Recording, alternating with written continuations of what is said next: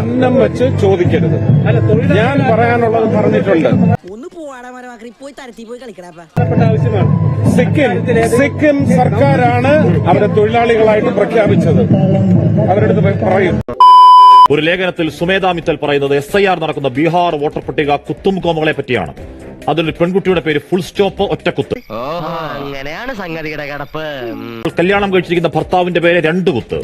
7 പേരുടെ അച്ഛന്മാർ കുത്തും കോമയുമാണ്. ഒറ്റമുറി വീട്ടിൽ 80 പേർ താമസിക്കുന്ന മഹാദേവപുരയിൽ അങ്ങനെ ഒരു ഒറ്റമുറിയെങ്കിലും ഉണ്ട്. ഇവിടെ കൊച്ചിയിൽ ഇതര സംസ്ഥാനക്കാരടക്കം 81 പേർ താമസിക്കുന്ന വീട്ടു നമ്പർ തപ്പിപ്പോയതാണ്. അങ്ങനെ ഒരു വീട്ടുമില്ല. അവിടെ ഒരു വോട്ടർമാരെ ആർക്കും അറിയില്ല. മൊത്തം ഒരു ഉടായ്പിന്റെ ശൂന്യസ്ഥലി.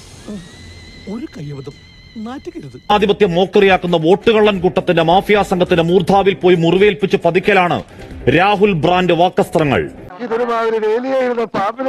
അവിടെയൊന്നും വെച്ചേക്കല്ലേ,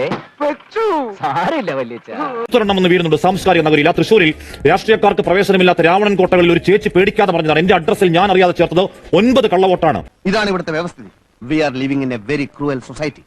കേന്ദ്രമന്ത്രി സുരേഷ് ഗോപി ഡ്രൈവർ അജയകുമാർ ഉടായ്പെന്ന് പറഞ്ഞാൽ പോരാ, ഫോർജറിയാണ്, കുറ്റവാളിപ്പണി.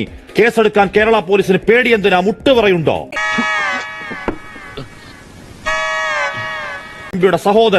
സഹോദരന്റെ കുടുംബം, വീട്ടിലെ വളർത്തുപട്ടി ഉണ്ടെങ്കിൽ അതൊഴിച്ച് ബാക്കി എല്ലാവരും അധർമ്മ വഴികളിൽ അധമപ്പണികളിൽ കേന്ദ്രത്തിലേക്ക് ഫ്ലൈറ്റ് എടുത്തുവെന്ന ആരോപണത്തിന് വ്യാജ വോട്ട് കണ്ടുപിടിച്ചെങ്കിൽ പോയി തൂങ്ങിച്ചത്തൂടെ. കേന്ദ്രന്റെ നിലവാരം കെട്ട മറുപടി മതിയാവില്ല. കമാന്ന് മിണ്ടാട്ടമില്ലാത്ത ആ കേന്ദ്രമന്ത്രിയുടെ ഒളിച്ചോട്ടം നാണക്കേട് BJPക്കല്ല, കേരളത്തിനാണ്, ഈ രാജ്യത്തിനാണ്.